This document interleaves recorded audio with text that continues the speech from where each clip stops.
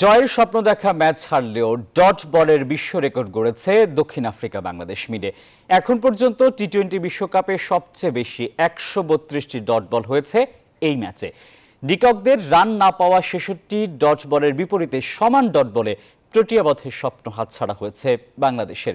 তাই ম্যাচ শেষে ব্যাটারদের ব্যর্থতার সঙ্গে যোগ হয়েছে স্ট্রাইক রোটেটের হতাশাও। আবারও ক্রিকেট ভক্তদের হৃদয়ে রক্তক্ষরণ। নিউ ইয়র্কে প্রোটিয়াবধের স্বপ্ন দেখলেও তা ব্যাটারদের ব্যর্থতায় পূরণ হল না বাংলাদেশের।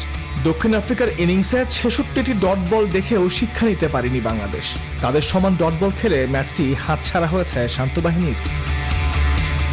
নিউ ইয়র্কের নাসাউ ক্রিকেট স্টেডিয়ামে টস হেরে ফিল্ডিংয়ে নেমে বল হাতে ঝড় তোলেন তানজিম তাসকিনরা। প্রোটিয়া ব্যাটারদের চেপে ধরে আদায় করে নেন একের পর এক ডট বল।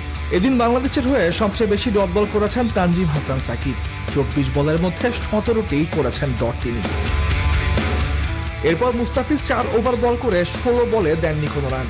বাংলাদেশের আরেক পেসার তাসকিনও করেছেন ১৪টি ডট বল।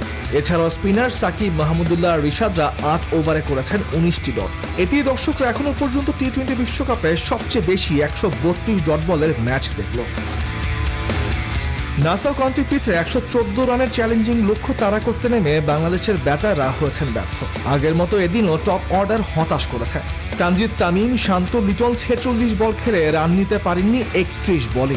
শান্ত ম্যাচে সবচেয়ে বেশি ১৭ বলে কোনো রান করতে পারেননি, আর এতেই ম্যাচটা হাতছাড়া হয়েছে টাইগারদের।